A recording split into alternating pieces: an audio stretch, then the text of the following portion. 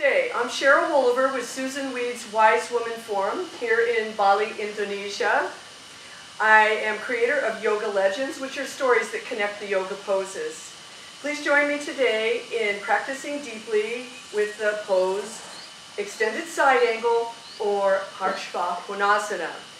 In our daily lives, we have a tendency to hang in one hip and shorten our side of a rib cage or the other side, and we just start slouching and looking forward, and this creates a lot of weakness within our rib cage. Practicing with Parsvakonasana makes the ribs stronger and more open and flexible. So let's begin by taking the feet wide, and we want to take the feet a little wider, or the legs a little wider than normal, because the pose, as we work into it, needs space. As we take the legs wide like this, it opens the hips, it begins to stretch out the inner thighs, always very important aspects to have. These muscles get very tight. So we're going to take the legs wide, we're going to come up onto our right heel, we're going to turn the toe out, and as we do that, we're going to make sure that we don't turn the whole body when we do this. We just want to take the foot, the leg, all the way up into the hip and turn it to the right in this case. We're just going to move through the pose, knowing where the pose is eventually going to lead us. Just little practices, nothing perfect. As you can see, my knee's over my toe right now.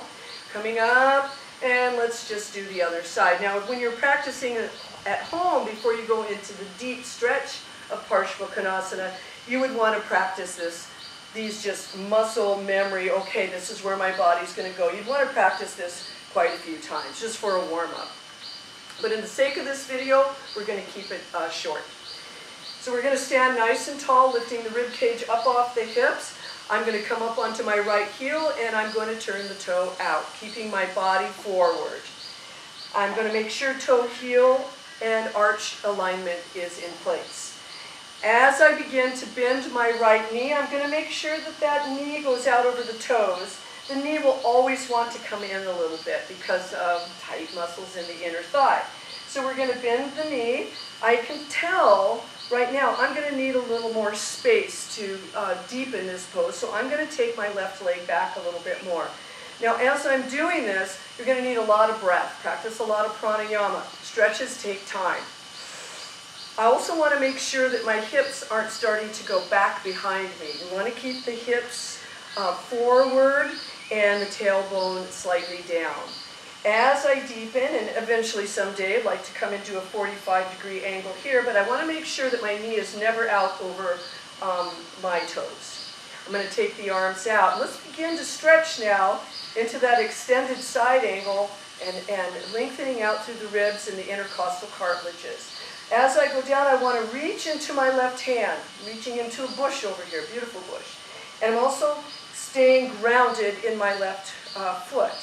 Even though it seems like my whole body is moving to the right, I actually want to be thinking, reaching back, so that I'm sinking down more into the pose. And I'm going to begin to take my side bend. And as I take my side bend, it's natural that you will shorten the right side here and lengthen here. So as I'm moving into the pose, I want to make sure that I keep my ribs nice and long on both sides. I'll rest my arm on my knee, first stage, and take my arm up and over. I focus the eyes, I soften the jaw, and take a few breaths, reaching into those left fingers. But I also want to keep talking to my rib cage and make sure it's even. And if I want to take the pose deeper, slowly, steadily, looking around, I can reach towards the floor. When I'm ready to come up, very hard part, I want to keep this knee bent, bring the rib cage up, nice open. Then I push this foot into the floor, coming up.